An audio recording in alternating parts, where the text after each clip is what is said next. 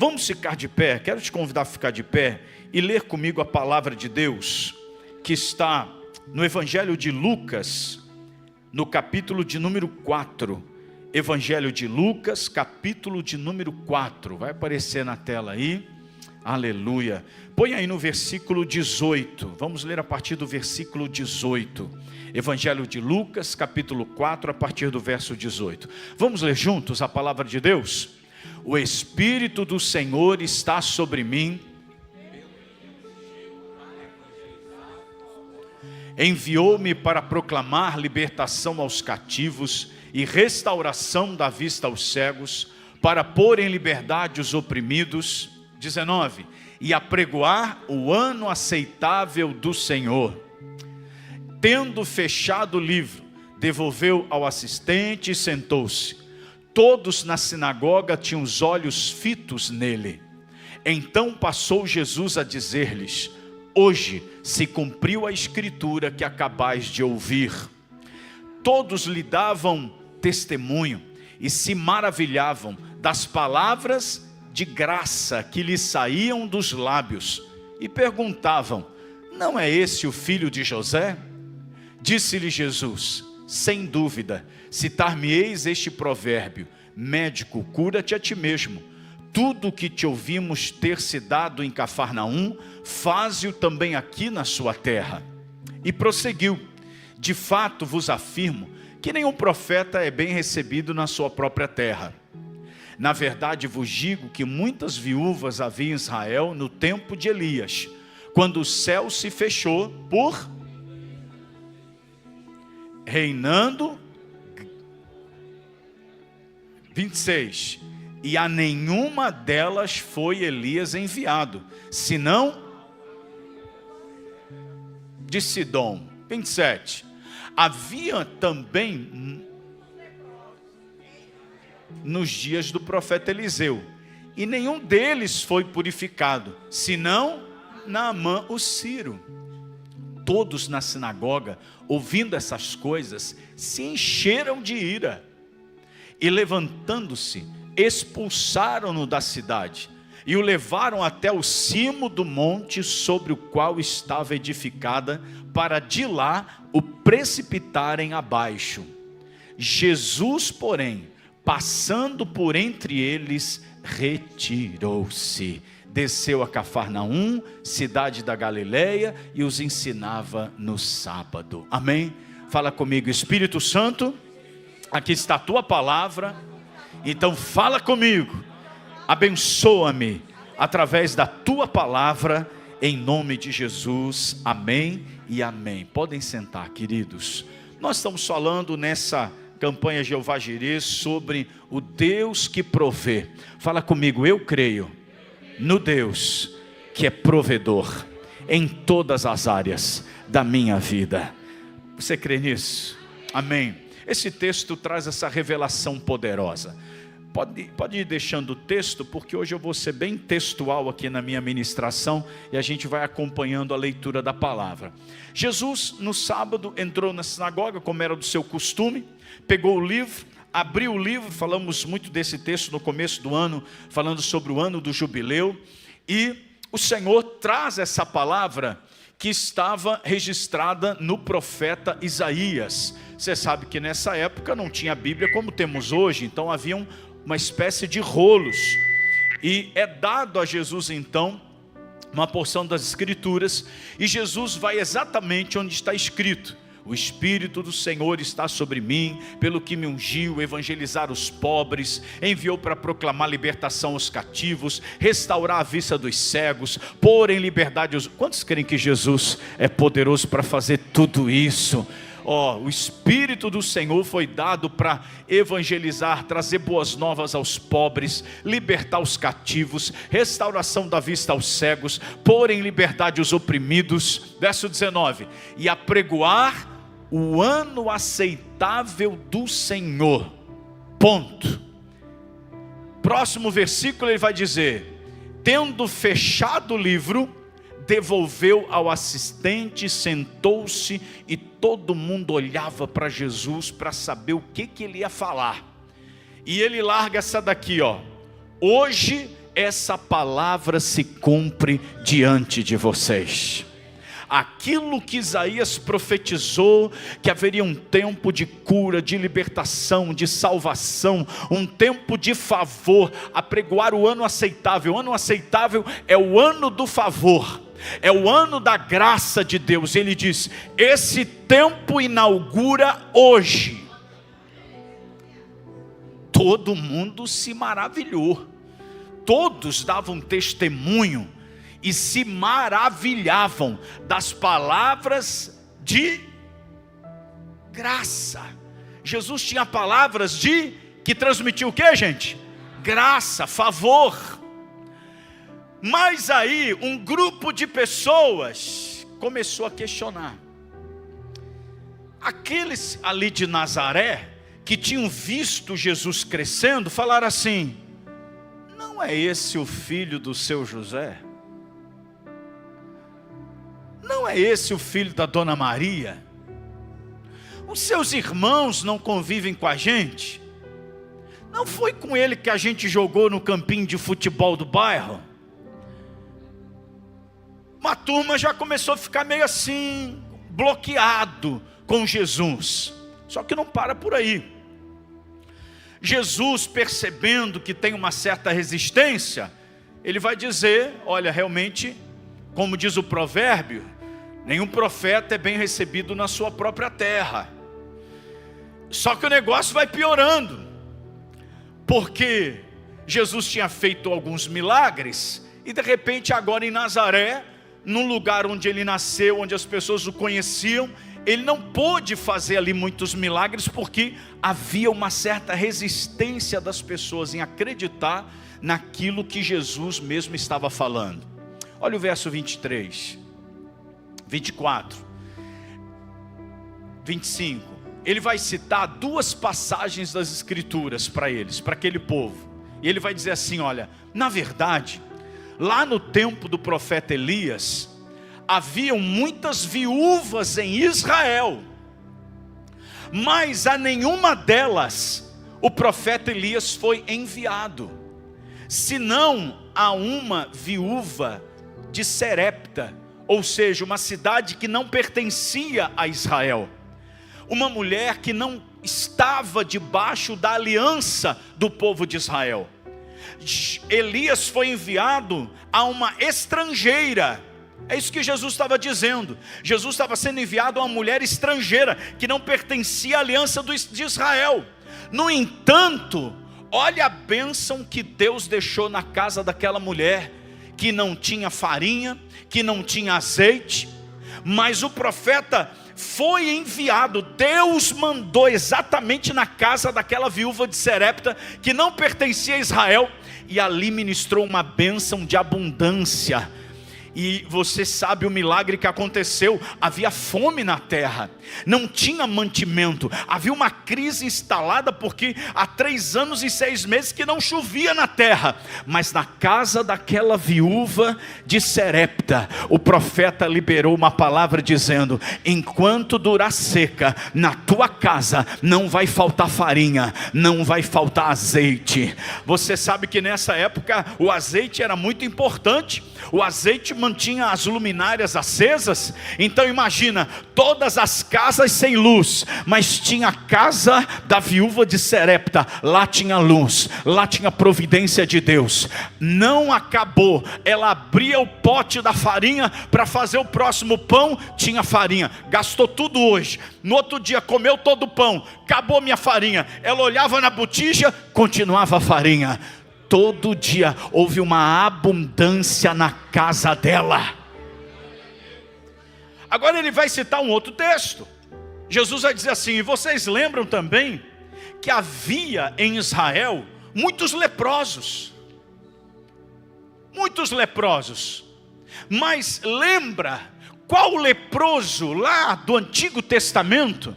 Porque veja só, gente, não tem um outro texto da palavra que fala de cura de leproso no Antigo Testamento. Só tem uma cura. Uma cura. E Jesus está falando, e não foi ninguém de Israel. Foi Naamã, o Ciro. Lá no tempo do profeta Eliseu, Eliseu foi enviado até o profeta lá e disse: olha, se você mergulhar no rio 7 vezes, você vai ser curado da sua lepra. Então aquele homem recebeu uma cura extraordinária. Ele recebeu uma cura de uma doença incurável. E ele foi completamente limpo da sua lepra. O nosso Deus é o Deus que cura e é o Deus que prospera. Há 2 milagres aqui, fala assim, 2 milagres: o milagre da provisão e o milagre da cura. Deus quer te ver saudável e Deus quer te ver próspero. Alguém recebe essa palavra aí? Essa é a vontade de Deus. Agora, por que o povo ficou irado por causa disso, gente? Alguém pode me explicar? Imagina, o Senhor Jesus está na sinagoga, dizendo: olha, o Espírito do Senhor está sobre mim. Ele me ungiu para restaurar a vista dos cegos, para proclamar libertação aos cativos, para pôr em liberdade os algemados. Aleluia. Vai ter milagre, vai ter favor. É ano aceitável, é ano de porta aberta. Ah, eu vou fazer milagres. Irmão, eles estavam esperando tantos anos aparecer o cumprimento dessa profecia. E Jesus fala assim: hoje essa palavra se cumpre. Hoje começa a se operar essas maravilhas. Quando Jesus fala isso, o povo começou a pensar: quem que esse cara pensa que é? Quem que ele pensa que é? Não é o filho do José e da Maria? Está muito saidinho, ele está muito estranho. Começou um bloqueio. Aí Jesus vai trazer uma realidade para aquele povo, querendo mostrar a bondade de Deus. Jesus estava querendo trazer para aquele povo a bondade do Senhor. Olha só, o texto lá, põe no versículo 17. Quando deram um livro no profeta Isaías, ele leu o texto lá do profeta Isaías. Pode ir verso 18. Isaías fala exatamente o que está escrito aí, mas o final do livro é diferente. Se você for lá em Isaías, põe aí o verso 19. Ele não termina no ano aceitável do Senhor. Se você for lá em Isaías, ele termina dizendo assim, ó: e apregoar o ano aceitável do Senhor e o dia da vingança do nosso Deus. Só que Jesus, ele não fala do dia da vingança. Veja, e apregoar o ano aceitável do Senhor, fechou o livro. Olha o verso 20. Olha o verso 20. Fechou o livro. Jesus fechou o livro nessa frase: e apregoar o ano aceitável do Senhor. Jesus não acrescentou o que estava escrito lá em Isaías, dizendo: e apregoar o dia da vingança do nosso Deus. Por quê? Porque Jesus não veio anunciar o dia da vingança. Na primeira vinda de Jesus, ele anunciou o ano da graça, o ano da misericórdia, o ano do amor de Deus.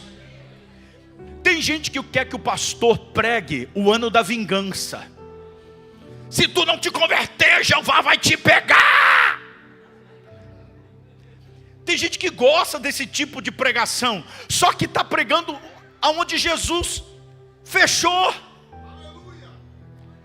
Jesus fechou o livro antes de falar da vingança. Porque nós não somos pregadores da vingança, nós somos pregadores da graça, do ano aceitável. Nós temos que dizer para o pecador: a porta está aberta, filho, a porta ainda está aberta, vem receber o teu milagre, vem receber a graça, vem receber o favor. Pastor, mas um dia vai chegar o dia da vingança, vai. Mas Jesus não pregou sobre o dia da vingança. Ele fechou o livro antes. Se ele fechou o livro, quem sou eu para abrir? Se Jesus fechou o livro da vingança, eu vou estar pregando vingança e condenação? Você está doido? Se Jesus fechou o livro dizendo, até aqui, Ele está dizendo para nós, até aqui. Até aqui, apressem em dizer que tem cura para o doente, apressem em dizer que tem perdão para o pecador, apressem em dizer que tem graça, tem graça, tem graça, apressem em dizer que o tempo hoje é tempo da salvação, é tempo da misericórdia, é tempo do perdão, não é tempo de jogar ninguém fora não, não é tempo de abandonar ninguém não, é tempo da graça, é tempo da misericórdia, é tempo do perdão, é tempo do favor. Tem crente aqui me ouvindo hoje? Só que esse povo não está preparado para ouvir isso não. Eles fecham o coração. Eles fecham.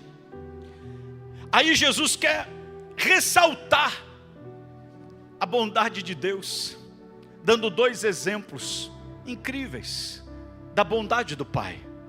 Ele fala assim, olha, Deus quer manifestar tanto a bondade dele, que Ele deu 2 sinais. Imagina que nós somos o povo de Israel.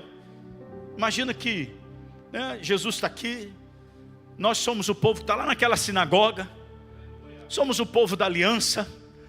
O povo de Israel é o povo de Deus. É o povo da aliança. O povo que tem promessa. E Jesus estava dizendo, gente, se o próprio Cristo se manifestou aqui no nosso meio, Ele quer fazer milagres. Ele quer fazer tantas coisas no nosso meio, coisas boas, que eu vou contar uma história para vocês. Lembra que lá no Antigo Testamento, nos dias de Elias, havia muitas viúvas em Israel.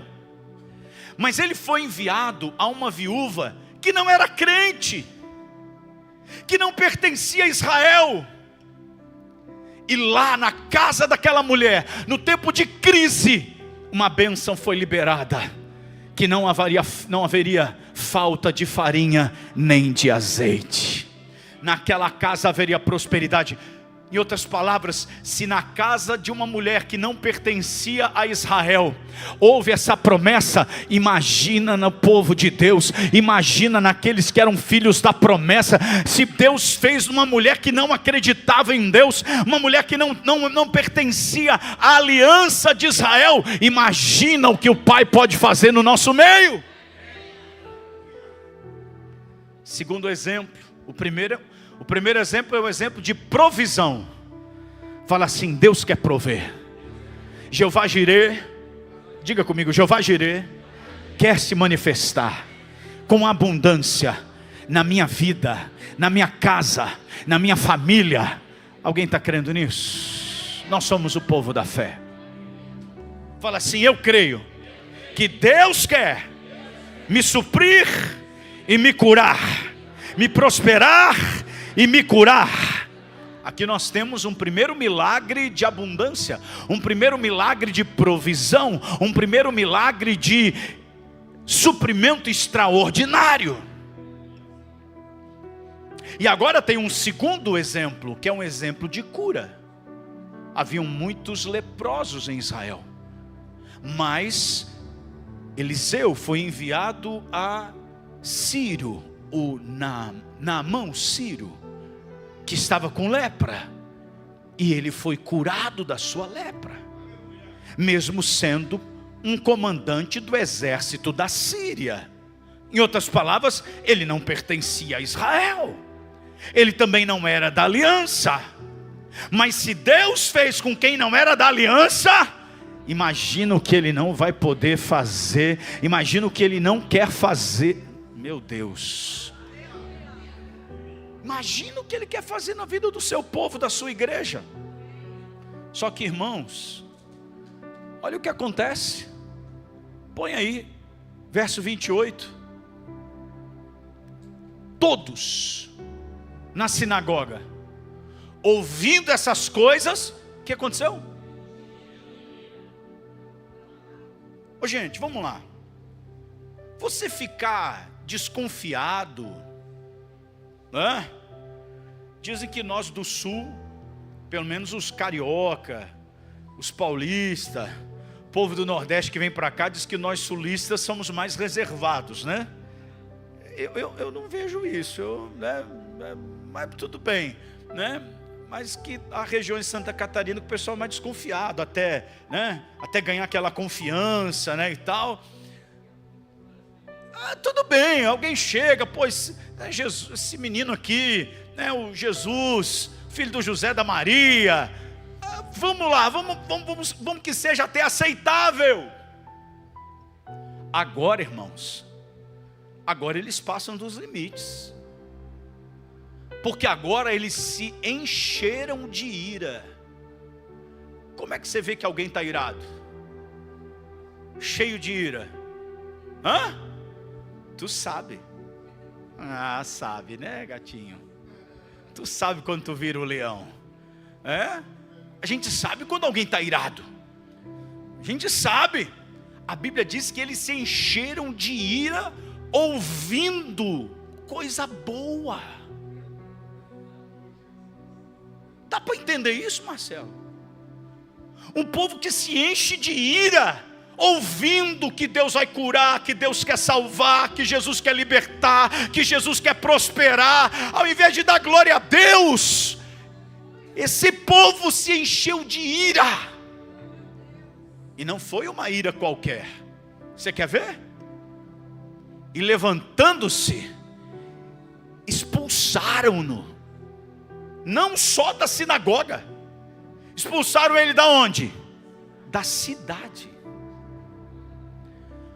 Foram conduzindo Jesus para fora da cidade, Nazaré. Você vai lá na nossa próxima caravana a Israel, nós vamos em Nazaré. Sobe uma montanha, e é uma espécie de um penhasco. A Bíblia diz que eles levaram até em cima desse monte, aonde estava, sobre o qual estava edificada, para de lá, fazer o que, gente? Jogar ele de lá de cima. Caramba! Alguém fala para mim o que Jesus fez para suscitar tamanha ira? Alguém fala para mim o que coisa é essa? Que ira é essa? Tão desproporcional. Sim ou não? A ponto de desejarem matá-lo. Meu Deus.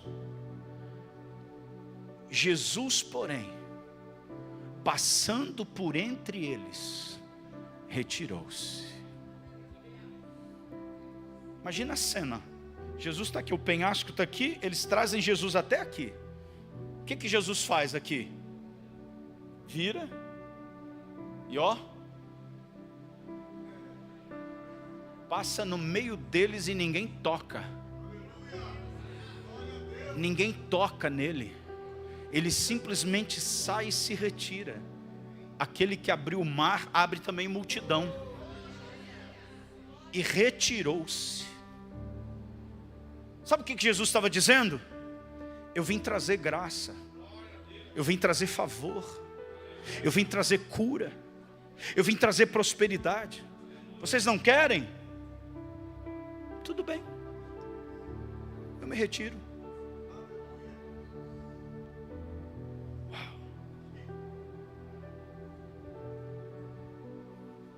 Sabe, irmãos, se Jesus tivesse vindo nesse tempo,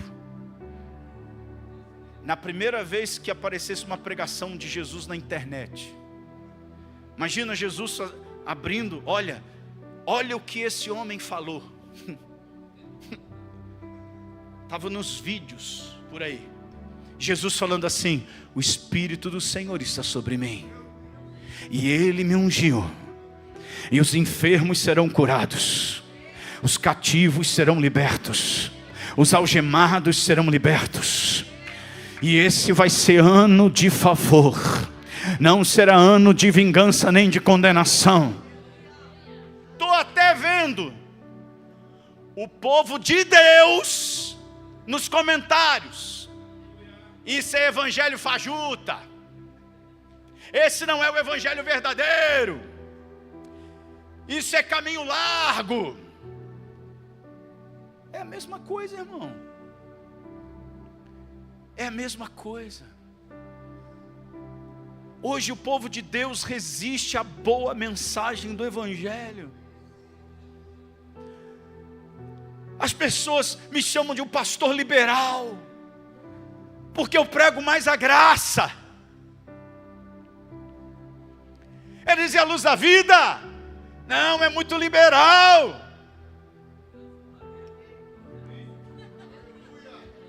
Mas é por isso que eles não têm tatuado convertido, ex-criminoso convertido lá, gente liberta.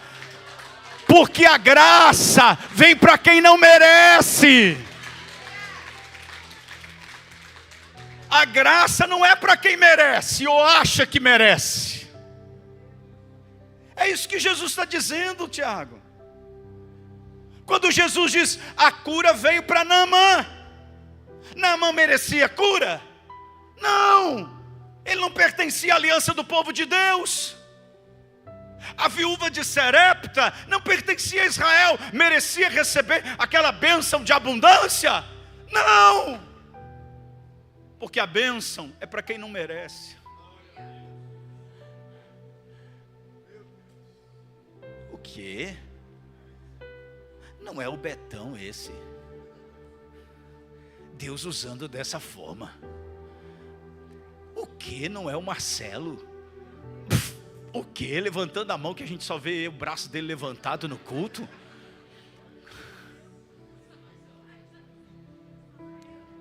O que? Não é o Joel? Lá de Rondônia. Chegou aqui com sandália havaiana com prego debaixo do pé.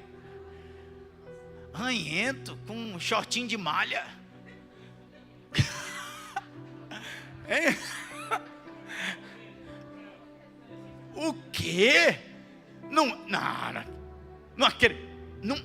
é aquele pastor? Não é aquele rapaz que caiu? Não é aquele pastor que não merecia estar mais no altar? É. Mas onde a graça se manifesta. O que? Naquela igreja 140 encontros de casais. Como é que eles conseguem? É a mensagem da graça, é a mensagem do favor, e quem crê vai receber. Mas você já viu como tem gente que acende uma ira? Tem gente que fica irado em saber que a gente está bem. Crentes acende uma ira, acende uma raiva. Que isso? Sabe o que a gente faz? A gente faz igual Jesus.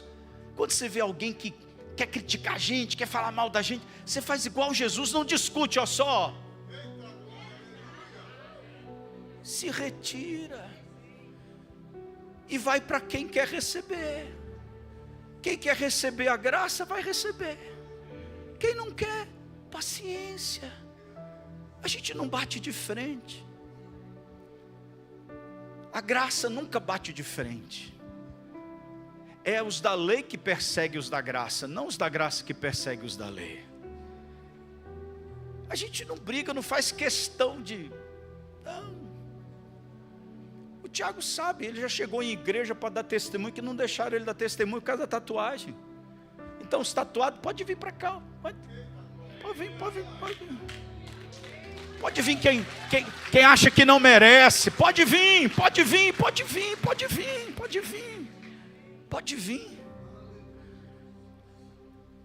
Ah, pastor, eu não mereço. Então você vai receber. Porque graça não é para quem merece, é para quem não merece. Você está entendendo isso? O texto é explícito, né? O texto é muito claro. Veja só, o povo ficava maravilhado com as palavras de graça que saíam dos seus lábios. Jesus pregava o que a gente prega. Jesus pregava o que o Joel prega aqui na segunda-feira, que a gente ministra sobre o povo de Deus no domingo.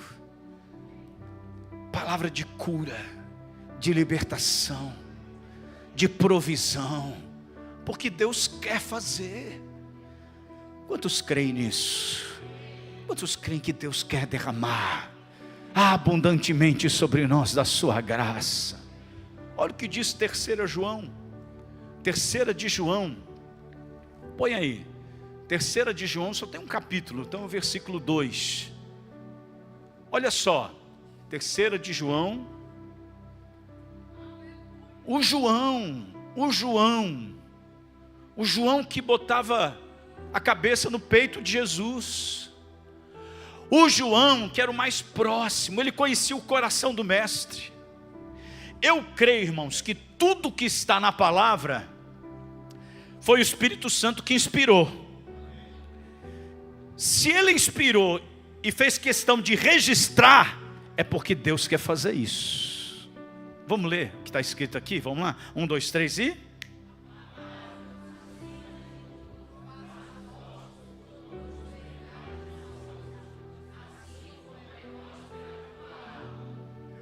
Não, tá bom, só esse versículo 2. Amado, você é amado. Essa carta é para mim e para você. É o próprio Senhor Jesus usando João para dizer amado. A gente tem muitos jargões evangeliqueis, né? Que a gente fala assim, sai naturalmente, né? Sai às vezes. Alguém aqui, por exemplo, já teve numa reunião, sei lá, de trabalho e tal, e saiu um amém sem querer, né?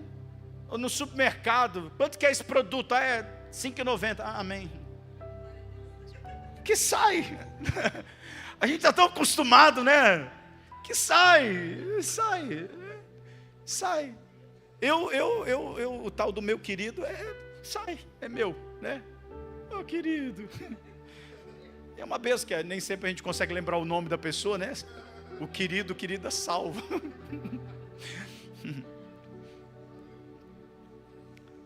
Às vezes a gente fala assim, ô amado, mas com vontade de dizer, A Bíblia não. O que está escrito é, você é amado, você é muito amada. Fala assim, eu sou amado, eu sou amada.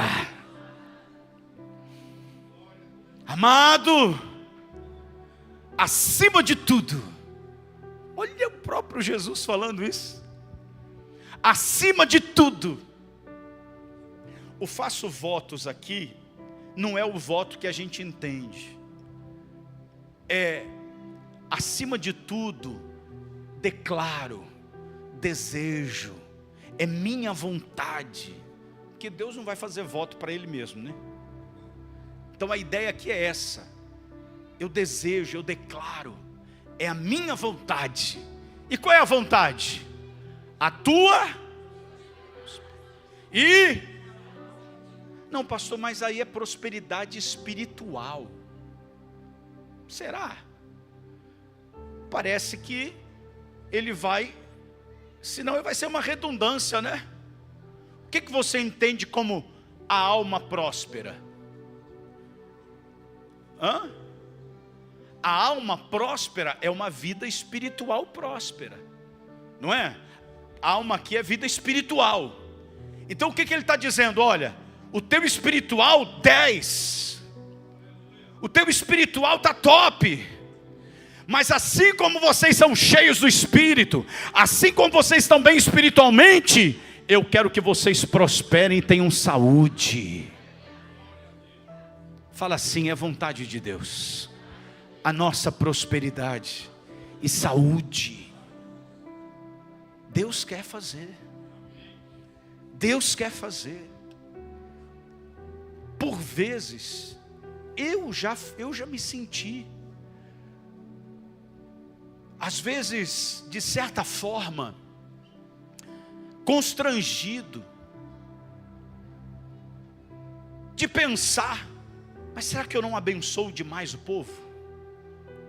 Será que eu não libero palavra de bênção demais? Já fui tentado a pensar isso. Eu vou dar mais uns puxão de orelha no povo, vou dar umas pancadas.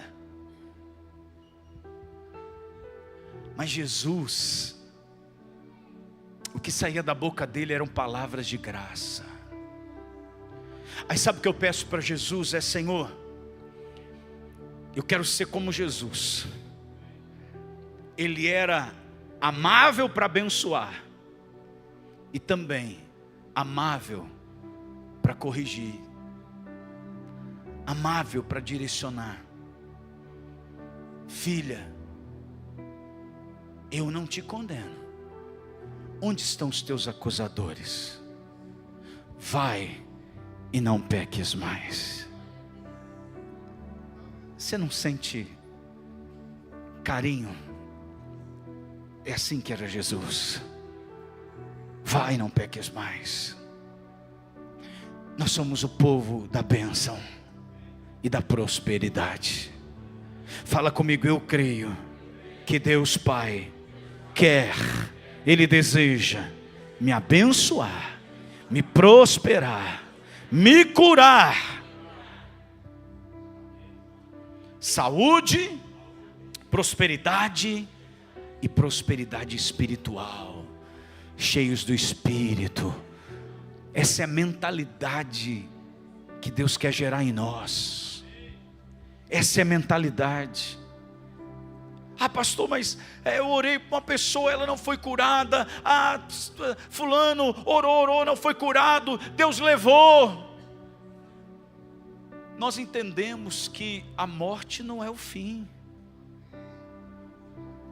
Para o cristão, a vitória é certa. Orou, não curou e Deus levou, é salvação. Paulo diz, é melhor estar com Cristo, é infinitamente melhor.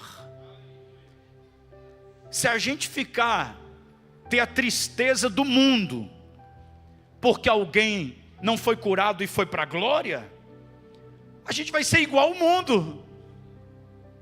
Paulo disse, a nossa esperança em Cristo se limita apenas a essa vida, somos os mais infelizes de todos os homens. Então, Deus não curou, mas levou, bendito seja o nome do Senhor.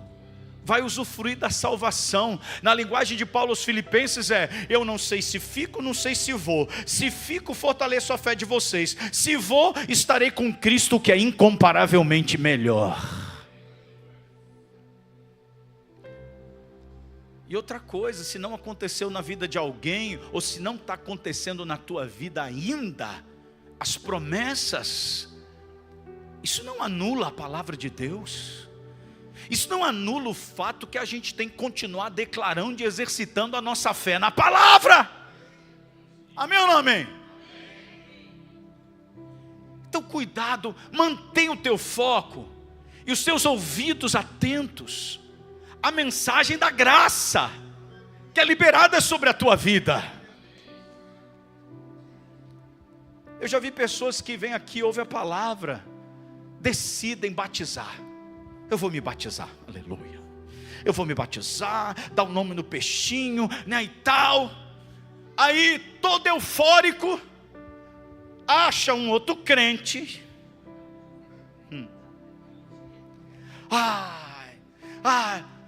Tem um negócio para te contar. O irmão sai aqui da igreja feliz da vida, tomei a maior decisão da minha vida, e tomou mesmo. Só que ele encontra alguém que não tem a mensagem da graça, que vive na dispensação da lei e não da graça. Olha, eu decidi, sabe? Eu decidi, lá na minha igreja vai ter batismo, e eu vou me batizar.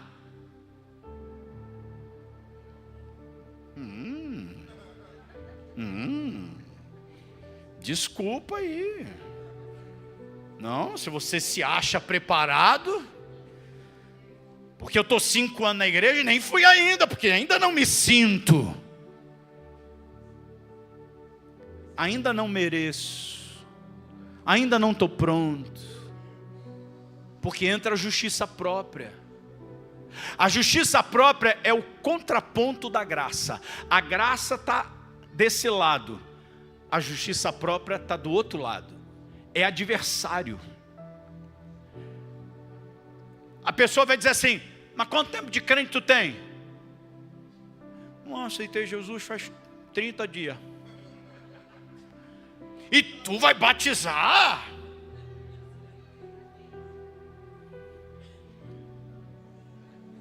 E aí começa a encher a cabeça do outro de minhoca. O irmão desanima. Aí, de vez em quando, recebe mensagem aqui, ó: pastor, acho que eu não vou batizar não. E geralmente é isso.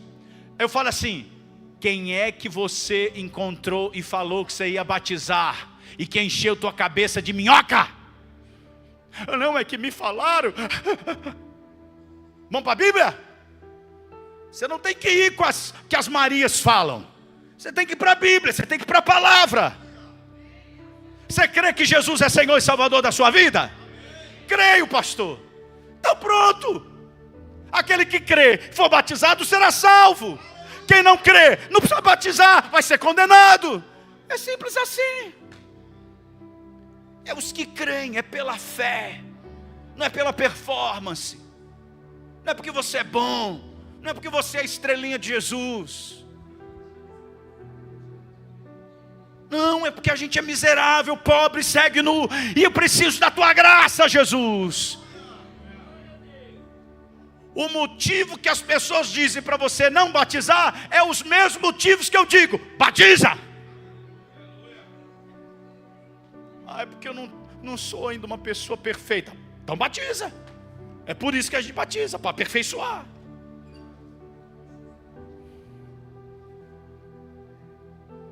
Isso é palavra de graça, irmão. Você está debaixo do favor de Deus. 24 horas. Quem está em Cristo Jesus aqui? Dá uma glória a Deus. Fala comigo, eu estou debaixo da graça.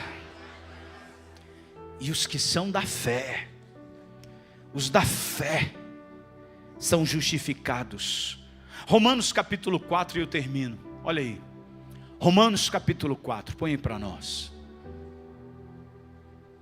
Que pois diremos ter alcançado Abraão, nosso pai, segundo a carne? Porque se Abraão foi justificado por obras, porque ele era bom, por coisas que ele fez, tem de se gloriar, porém, não diante de Deus. Não, vou me gloriar diante de Deus, dizendo que eu sou alguma coisa, que eu mereço alguma coisa? Pois, que diz a Escritura? Abraão creu em Deus, e isso lhe foi imputado para a justiça. Me interpreta, pastor. Interpreto. Abraão não foi justificado diante de Deus e consequentemente abençoado por boas obras que ele fazia, mas sim por causa da fé que ele teve em Deus. Fala comigo, é pela fé que eu sou justificado, declarado justo diante de Deus. Não há o que nós façamos, é só Jesus. E quando a gente fala assim, é só Jesus, pode até soar pequeno, né? Eu já vi pessoas dizendo assim: não, você é salvo, mas assim, não é só aceitar Jesus, não é só assim. Ou você acha que foi pouco? O Calvário, o martírio, a cruz pesada, os tombos, a humilhação, as barbas arrancadas, ele nu, porque no filme tem um paninho, mas não tinha paninho, é nu, barba arrancada, cuspiram-lhe na face. chicoteadas severas, chicotes com gancho nas pontas que cravavam na carne, e quando puxa, vem rasgando. A coroa de espinhos, não tem nada de romântico quando a gente vê aqui a figura da coroa de espinho. É coroa cravada na carne, é sangue derramado, é prego nas mãos, é prego nos pés, é a respiração ofegante, é o peso do corpo. Das 9 da manhã às 3 da tarde, é a lança ao lado, os escárnios. Não é só Jesus, é o grande Jesus, é o grande Salvador. Ele é tão grande, Ele é tão grande, Ele é tão grande, Ele é tão grande, que uma pequena fé nele já é capaz de salvar, de libertar, de curar, de operar milagres. Ele é tão grande, por isso a Bíblia diz: aquele que invocar o nome do Senhor será salvo.